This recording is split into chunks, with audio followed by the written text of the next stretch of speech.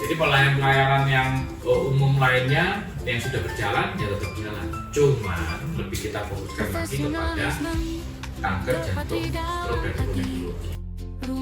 Tampilannya itu tampilan rumah sakit dari depan itu harus eye catching istilahnya. Ya kan? Dari warnanya, dari kebersihannya, dari akses masuknya itu harus dipermudah. Sudah tampilannya bagus, kemudian baru excellent service. Menurut Pak Direktur, dampaknya apa, terutama di rumah sakit Kanjuruhan? Kita akan memberikan pelayanan terbaik bagi masyarakat dengan pilihan-pilihan dari layanan pelayanan, dan memang kami terus berproses. Menyongsong masa depan, bersama-sama kita jadikan hidup lebih bermakna. Assalamualaikum warahmatullahi wabarakatuh. Hai Sobat Kanjuruhan, selamat pagi, salam sejahtera bagi kita semua. Narasumber utama kita yaitu Dr.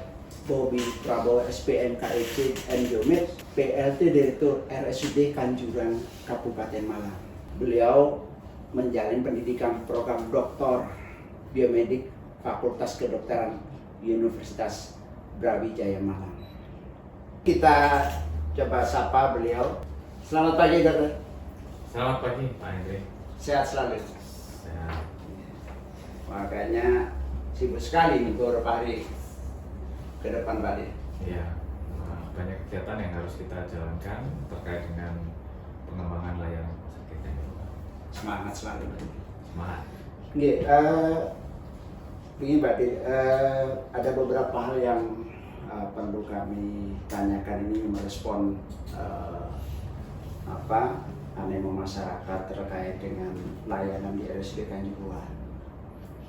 Nah, kami ingin melihat bagaimana pengembangan RSUD Kanjuruhan ke depannya. Tentu ada strategi khusus bagaimana Pak Direktur mengelola rumah sakit ini agar ke depannya lebih maju lagi. Bagaimana strategi RSUD Kanjuruhan dalam merespon transformasi sistem kesehatan tersebut? Transformasi sistem kesehatan tersebut sebenarnya pengembangan rumah sakit Kanjuruhan itu tidak lepas dari program Kementerian Kesehatan, yaitu transformasi sistem kesehatan.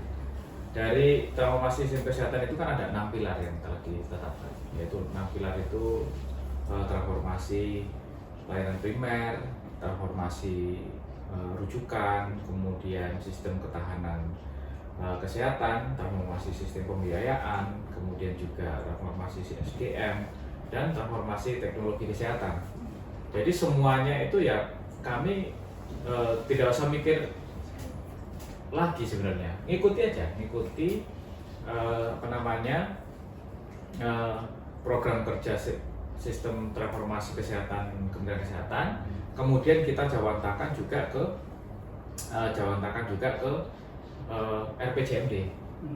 Nah, di dalam RPJMD Kabupaten Malang itu kan dalam meningkatkan taraf usia. Nah, di situ tujuannya ke sana, kemudian kita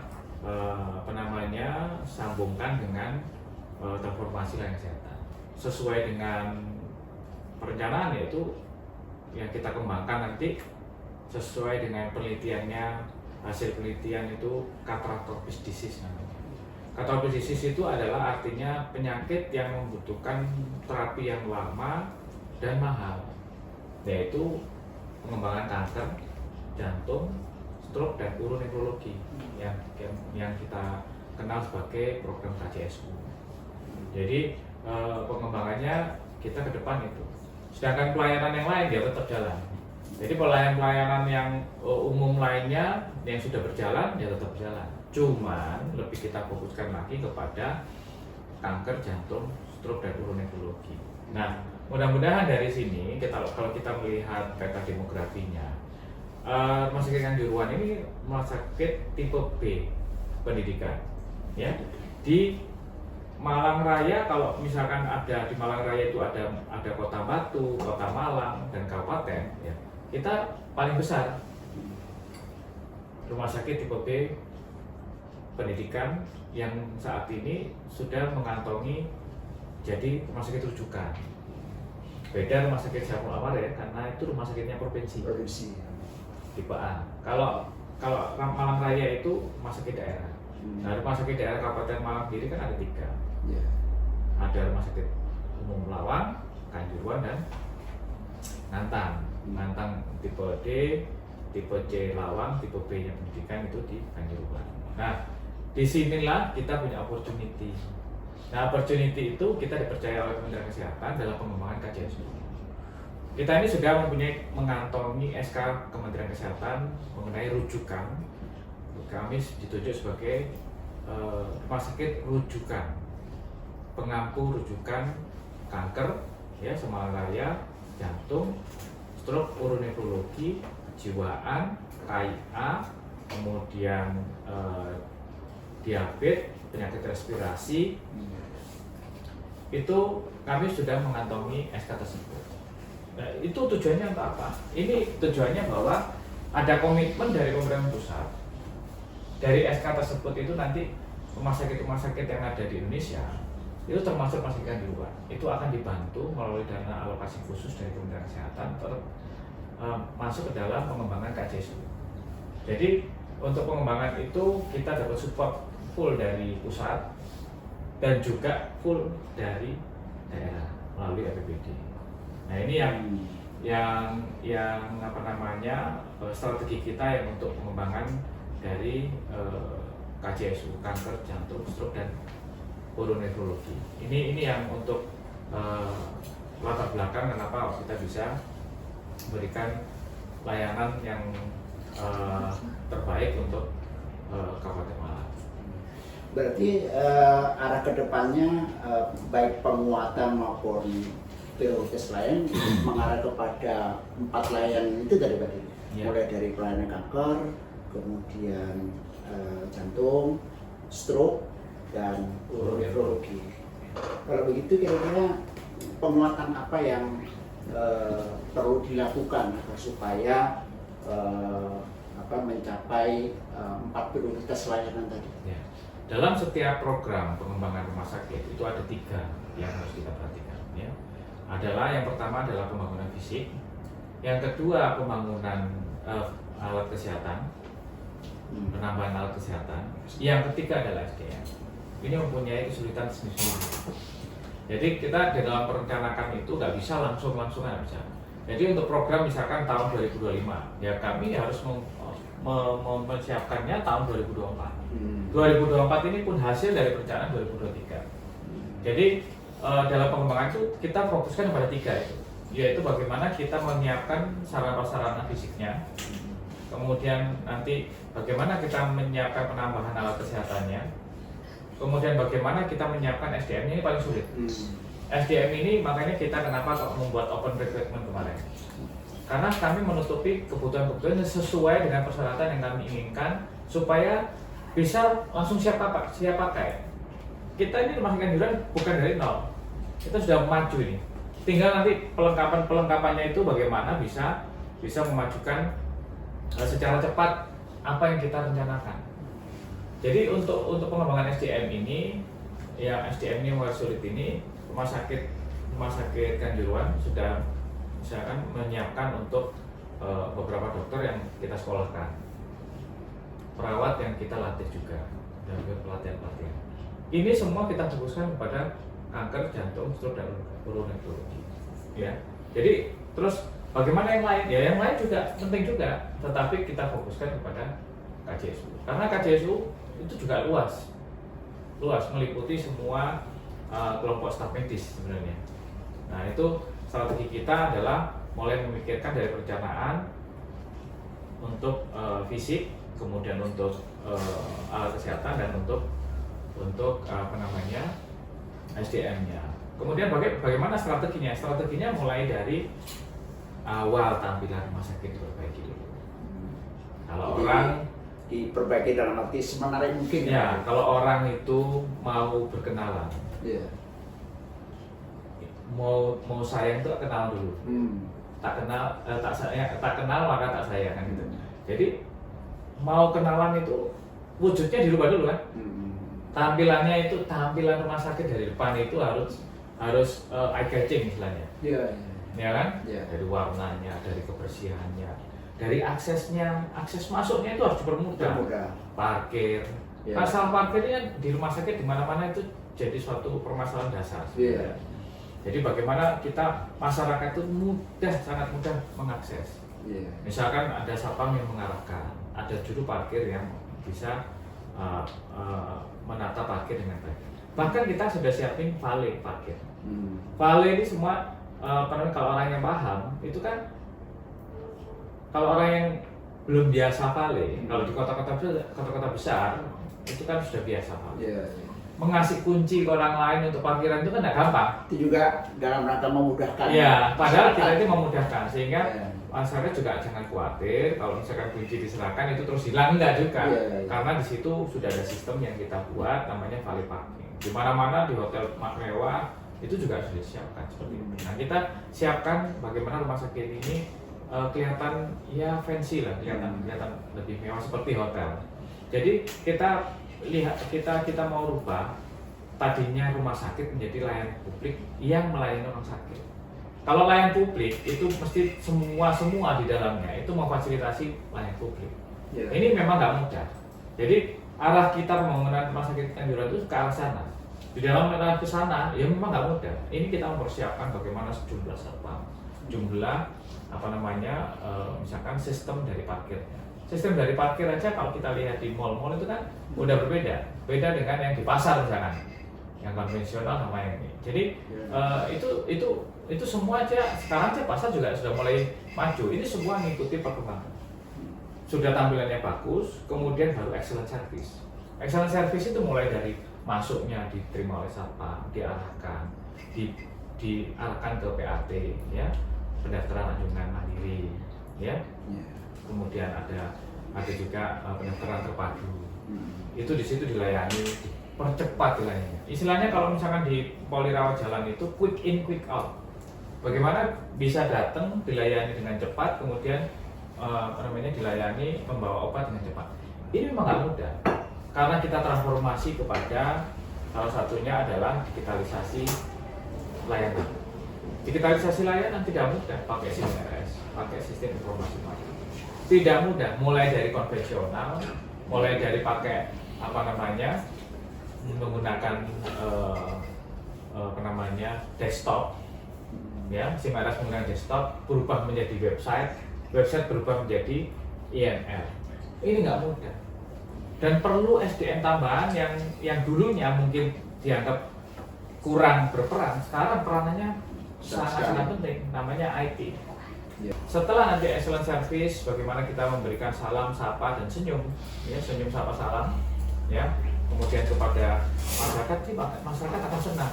Saya waktu belum dilayani, belum ketemu dokter aja udah senang nih, ya, udah dilayani dengan baik, ya. Ini untuk mengarah ke sana itu nggak gampang, tapi harus kita harus diupayakan, harus bisa, yang gitu. Yeah. Misalkan parkiran sudah susah, nyerempet sedikit, itu nggak enak. Yeah. Sampai datang nggak dilayani, dicuekin, waktu tanya dijawab ketus. Kira-kira ya apa? Itu sebelum ketemu dokter loh. Yeah. Sampai kemudian ketemu perawat dilayani juga nggak sabar, ketus. Kemudian itu belum ketemu dokter. Nggak nyaman akhirnya. Habis itu ketemu dengan dokter, sudah nggak nyaman. Pasti sudah dongkol. Iya. Apalagi terus ditambah layanannya kurang pas lagi, ngomongnya, komunikasinya, dokternya kurang baik lagi. Tambah. Ini merupakan pengalaman, proses pengalaman yang harus kita manage dengan baik. Bagaimana mulai datang sampai ketemu dokter, dia quick in quick out dengan puas. Nah ini perlu strategi dan perlu penataan yang nggak gampang. Ya, kita mengarah ke sana semua, excellent service namanya.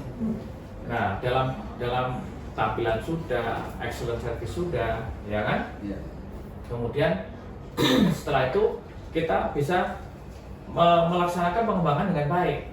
Pelayanan kankernya, alatnya ditambah nih untuk kanker apa?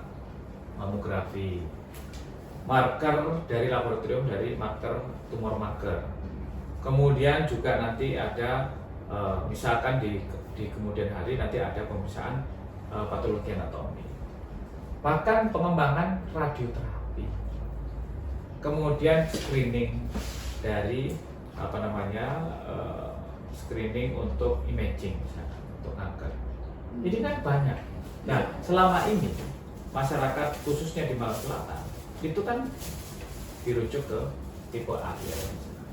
Nah, bagaimana kita Memang sekarang satu-satunya Pak Dir. Nah. Untuk pelayanan kanker memang Di sana, kan? Pelayanannya antrinya banyak. Nah. Di tetangga itu di masyarakat terutama di pedalaman itu penyakit kanker ini menjadi sebuah momok ya. Belum lagi itu tadi pelayannya harus antri gitu kan. Ya. Dan rumah sakit hanya beberapa saja yang menyediakan pelayanan. Nanti apakah ke depan ke sana? Ya, bayangin ya, kalau kita belum memfasilitasi itu, masyarakat berapa biayanya?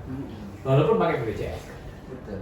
BPJS oke lah terapinya, tapi transportnya ke sana, yang nunggu, makan yang nunggu, Iya. ini kan perlu dia. Tapi kalau misalkan di daerah Malang Selatan, paling tidak di Malang Selatan ini, di Kanjuruhan ini, paling tidak yang sini nggak terlalu jauh lah. Betul. Betul. Itu sudah menolong banyak loh. Iya. Menolong paling nggak 1 jutaan penduduk, walaupun jumlah penduduk kan 2,5 juta Iya. ya. Paling nggak Malang Selatan kan sudah banyak, itu sudah menolong. Tambah nanti akses lain yang itu bisa menambah antrian di rumah sakit tipe A. Iya. Nah gitu ya. Iya. Itu niatannya kita itu seperti itu. Jadi bagaimana kita bisa memberikan pelayanan terbaik pada masyarakat, bagaimana kita hadir di masyarakat, bagaimana akhirnya dampaknya kita menurunkan mortalitas dan mortalitas. Luar biasa sekali pengembangan ke depan. Namun ini Mbak Dir, dari prioritas dan penguatan yang akan dilakukan ke depan rumah sakit tentu merupakan sebuah tantangan ya. Dan lagi-lagi ini kaitannya dengan perlu dukungan finansial yang cukup besar.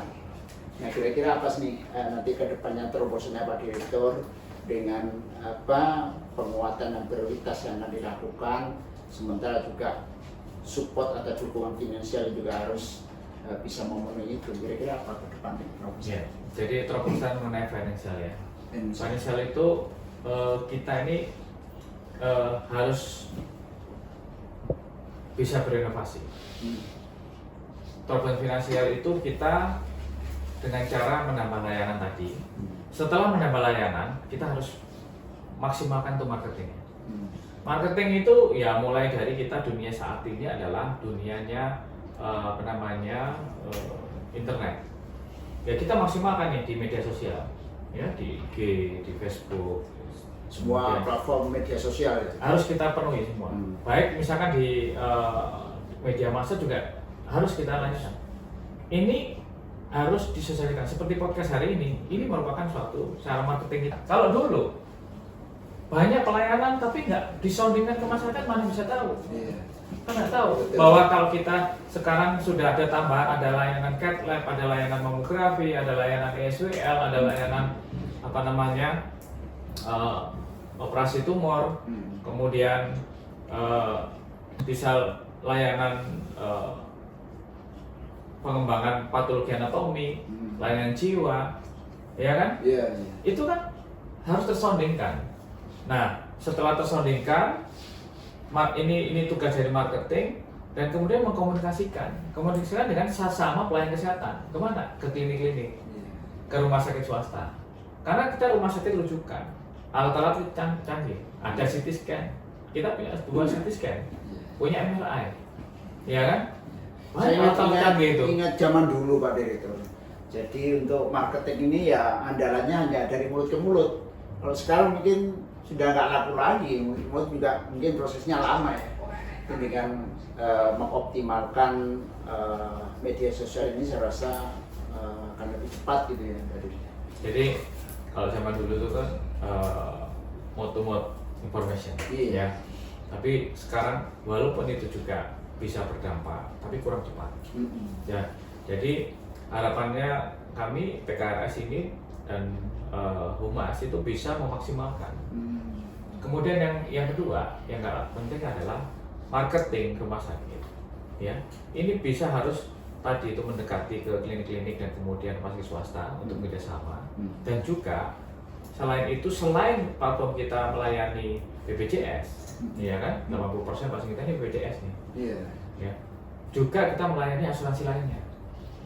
Bekerjasama dengan asuransi misalkan asuransi Astra, asuransi yang lain, yang swasta punya. Nah, ini harus disoundingkan. Asuransi juga, kalau kita nggak sounding, mereka nggak tahu. Mereka soundingnya kemana? Ke swasta. Iya. Swasta dengan rumah sakit pemerintah, ini 10 kali lipat kemampuannya rumah sakit pemerintah. Tinggal bagaimana kita mengelolanya. Iya. Iya kan? Iya. Sebenarnya kita kurang apa? Sudah banyak difasilitasi oleh pemerintah pusat maupun daerah. Tinggal bagaimana kita memaksimalkan dari modal-modal yang ada ini, kita bagaimana menata dengan baik. Mulai menata dari fisiknya, alat kesehatannya, bahkan menata SDM. Baik Pak Dir. Tadi Pak Dir itu sudah menyampaikan mulai penguatan prioritas dari aspek layanan, kemudian kebutuhan dan support ataupun terobosan dari sisi finansial untuk mencapai tujuan yang besar tadi. Saya kepengen tanya ini kira-kira bagaimana support dari owner? Karena yang saya tahu rumah sakit ini ya ownernya Bupati dalam hal ini Bupati Malang. Kira-kira selama ini bagaimana support beliau terhadap pengembangan rumah sakit ke depan? Ya, Pak Bupati support sekali. Bahkan beliau tuh dari awal sebelum saya kesini, saya tahunya beliau sangat concern terhadap kesehatan. Dia mulai dengan kesehatan, puskesmas, dan rumah sakit. Bahkan rumah sakit kan ditambah lagi, Mas Kitung, di Ngantan. Nanti mungkin lagi muncul lagi rumah sakit lagi. Ada 4 rumah sakit, harapannya 4 penjuru. Ya. Jadi dari situ aja kita lihat bahwa concern dari pimpinan dari Pak dalam arti owner yaitu Bupati itu sangat tinggi. Nah, kita sebagai masukan di luar rumah sakit besar di Malang Raya, kan paling besar kita ini di Malang Raya, ya kan, tipe B. Nah, ini kita disupport full, mulai dari kita sisi timur berikan tanah 2 hektar, ya kan? Nanti kemudian nanti nanti akan dikembangkan gitu. KPBU, program KPBU. Apa itu KPBU? Ya, program KPBU itu sebenarnya inovasi ya, inovasi dari pemerintah memberikan memfasilitasi bagaimana PLUD ini bisa bekerjasama dengan badan usaha lainnya. Jadi kerjasama badan usaha lainnya. Seperti kemitraan. Ini diperbolehkan saat ini melalui Bappenas. Jadi kita memproposalkan itu ke Bappenas. Bappenas akan memfasilitasi, kemudian memfasilitasi melalui program KPBU, kerjasama bidang usaha lainnya. Kita didorong untuk nanti dicarikan investor mana yang bisa ikut mengembangkan. Jadi ini antara pemerintah dengan swasta. Masuk satu terobosan juga ini. Pemerintah pusat dan daerah itu kan kemampuannya terbatas. Iya. Walaupun menurut saya itu sudah luar biasa loh kalau dibanding swasta kan. Iya. Ya itu udah, apalagi ditambah dengan KPBU. Wah sudah. Luar biasa. Dan tergantung kita aja kuat-kuatan. Iya. SDM-nya kuat nggak? Kita punya program kuat nggak? Karena semua itu harus berbasis karena Pak Menteri, kalau Pak Menteri mengatakan itu bukan lagi program follow money, tapi money follow program. Jadi kita tuh buat program, baru kemudian nanti pendanaannya bagaimana? Bukan dulu menyesuaikan uangnya berapa kita programnya. Nah itu dulu. Sekarang luar biasa sekali. Kalau saya lihat itu sangat visioner. Dan kita harus menangkap itu. Iya. Kalau pemimpin-pemimpin yang visioner itu kita harus tangkap. Kita juga harus bisa mengikuti. Kalau enggak, kita sudah fasilitasi. Kalau fasilitasi kita sudah difasilitasikan lab, mamografi, ISWL, Eko, USG, ventilator. Terus kita enggak, tujuan kita kan hanya nyiapin fisiknya, ya kan? Nyiapin juga SDM-nya. Itu aja yang diminta sebenarnya. Jadi dalam perencanaan misalkan tahun 2025 nanti datangnya alat apa, ya fisiknya kita rencanakan mulai sekarang. Yang diminta itu tanggung jawab, lebih banyak kepada tanggung jawab program. Jadi yang tadi dibilang itu, ya. Jadi money follow program. Ini harus kita tangkap Pak. Iya. Oke, baik, mungkin satu topik lagi nih yang juga lagi hangat ingin saya tanyakan ke Pak Direktur ini terkait dengan isu-isu pencermatan kita terkait dengan kelas BPJS ini kan sedang bergulir ini. Kelas BPJS akan diganti menjadi KRIS, ya, kelas rawat inap standar. Nah, bagaimana Rumah Sakit Kanjuruhan menyikapi kebijakan ini dan kira-kira apa kesiapan-kesiapan yang barangkali nanti dilakukan oleh Bapak Direktur mencermati isu penggantian kelas BPJS menjadi KRIS. Ya. Kalau saya lihat filosofinya KRIS itu sebenarnya dilihat daripada kesenjangan ya, dan kemudian lebih banyak kepada penyederhanaan program.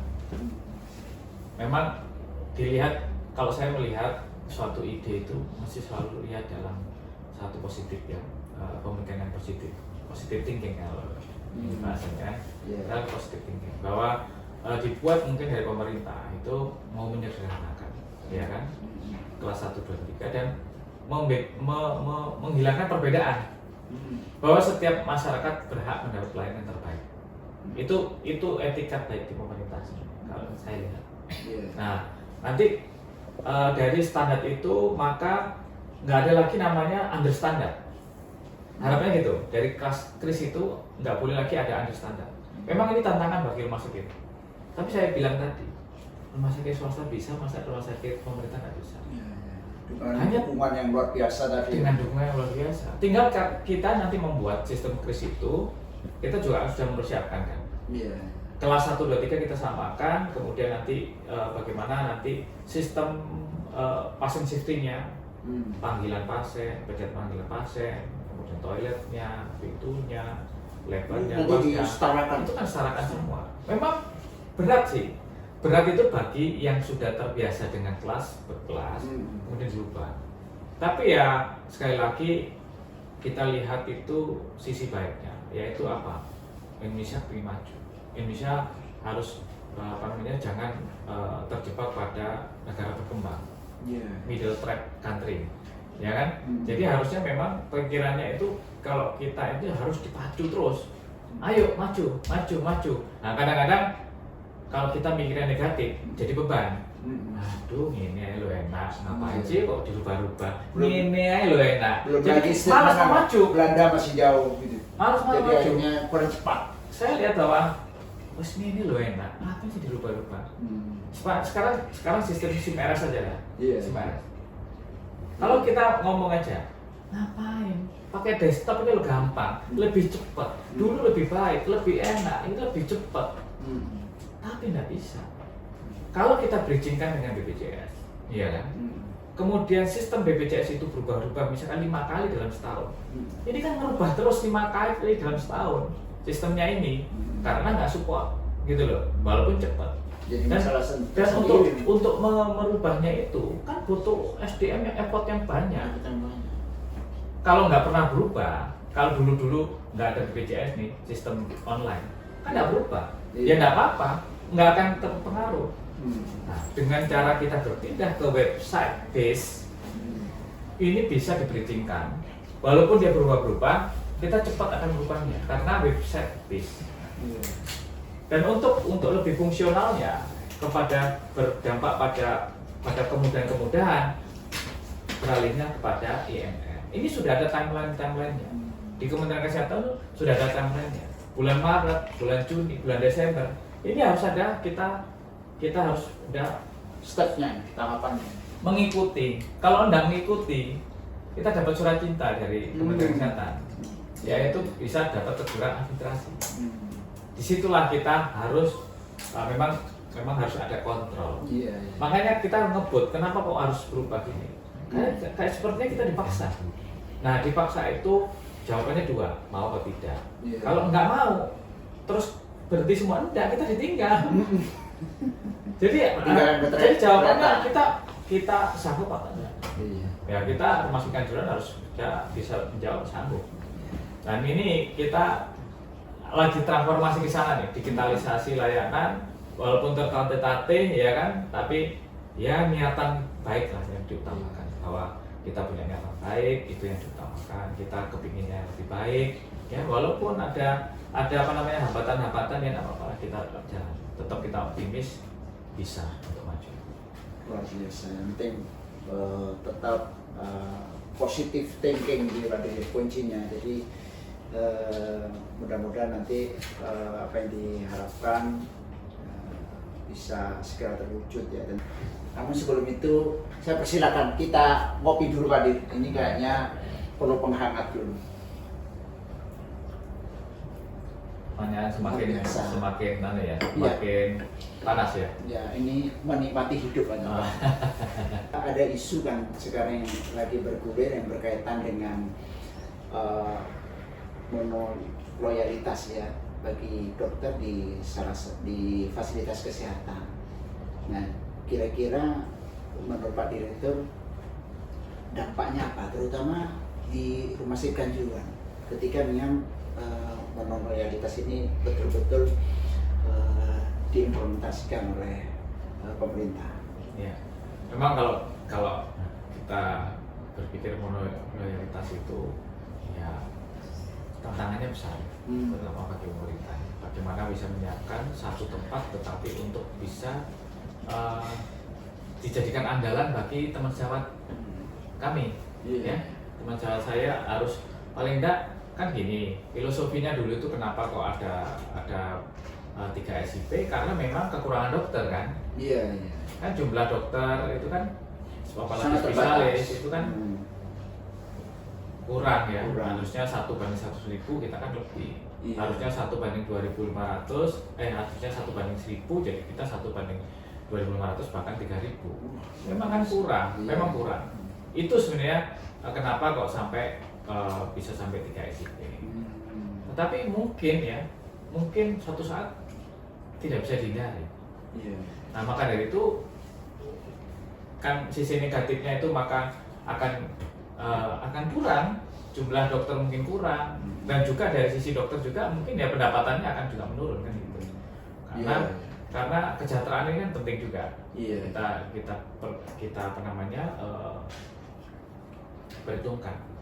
Nah, kalau itu misalkan terjadi mau nggak mau ya kita harus sudah siap. RSUD Kanjuruhan harus sudah siap.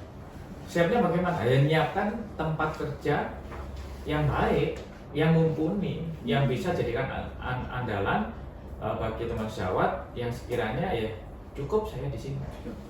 Itu tapi harus dipikirkan matang-matang oleh pemerintah. Karena dari 3 langsung 1 ya berat. Mungkin ya dari 3 jadi 2. Nah, dilihat dulu mungkin 1. Memberikan kesempatan untuk misalkan rumah sakit untuk berbenah diri. Makanya dari sekarang kalau saya sendiri sih udah siap-siap nih. Bertahap itu. Kita harus sudah siap membuat misalkan pavilion, misalkan untuk gerakan di luar. Ini impian ya. Iya. Berawal dari impian dulu. Luar biasa. Pavilion, kemudian ada karantina pavilion. Ini kepinginnya. Iya. Sehingga kita juga punya nih layanan swastanya rumah sakit umum, layanan swastanya pemerintah. Iya. Kita bisa kembangkan misalkan seperti 2 rumah sakit, satu Itu rumah sakit pemerintah, sasarannya ke siapa nanti untuk layanan di seluruh masyarakat, seluruh lapisan masyarakat. Masyarakat berhak mendapat pelayanan lebih baik, berhak mendapat misalkan pengobatan lebih baik. Memberikan pilihan. Daripada pilihan ya. masyarakat harus keluar negeri. Oh. Kita harus bersaing, jangan bersaing sama rumah sakit sekitar kita. Kita harus bersaing sama luar negeri. Jangan bersaing sama yang rumah sakit dekat ini mitra kita. Rumah sakit swasta yang ada di sini itu mitra. Bukan saingan kita. Enggak. Kita malah harus sinergis karena apa? Ini kan yang kita layani masyarakat. Kita ini pemerintah. RSUD adalah bagian dari pemerintah. Jadi kalau pemerintah itu bagaimana memikirkan masyarakat dapat dilayani dengan baik. Kalau RSUD sendiri mampukah? Kan nggak mampu. Harus bermitra dengan swasta. Jadi bagaimana kita misalkan mikirnya zaman sekarang pentahelik namanya. Pentahelik ini bagaimana kita bisa memaksimalkan semua dari lini untuk ikut serta di dalam membangun kesehatan di masyarakat khususnya di Kabupaten Malang. Sehingga sekali lagi bahwa kalau bagaimana tentang monorealitas ya, rumah sakit harus siap. Siapnya apa? Siapnya menyiapkan lapangan kerja yang optimal, pilihan-pilihan kerja yang optimal. Kemudian juga pengembangan dari profesi. Misalkan bedah saja kan banyak, ada bedah diges, bedah anak, bedah plastik, bedah TKP, kan banyak Pak. Nah ini kan harus kita kembangkan semua. Dan itu sudah siap di Kanjuruhan ya, jenis-jenis Masih spesialisasi. Kalau jenis-jenisnya sudah siap, kita kurang bedah plastik, bedah plastik, bedah onkologi, ya itu memang masih kita upayakan ya, masih kita upayakan. Tapi yang terpenting ini sebelum juga mempersiapkan SDM itu sebenarnya kalau misalkan kita mau cari, kan tempatnya harus ada dulu. Iya. Jangan sampai datang ke sini nganggur, kan kasihan. Jadi harus disiapkan dulu bagaimana supaya tempat kerjanya itu siap, ready dan siap, alat kesehatan siap, baru beliaunya datang. Nah ini kan baru bisa kerjasama. Kalau misalkan datang tok kemudian nggak ada, kasihan mau kerja apa ya, nanti pergi lagi.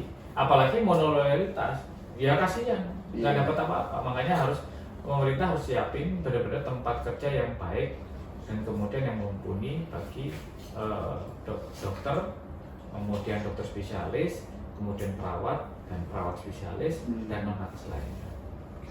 Luar biasa sekali.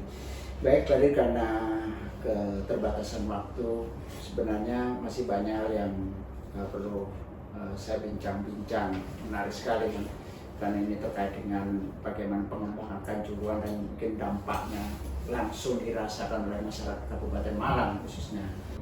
Closing statement dari Pak Direktur yang berkaitan dengan pengembangan RSUD Kanjuruhan ke depan. Ya. Silakan. Untuk masyarakat khususnya di Kabupaten Malang, ya, dan masyarakat di kabupaten lainnya Jawa Timur yang sebagai klien kami dalam menggunakan layanan di Rumah Sakit Kanjuruhan.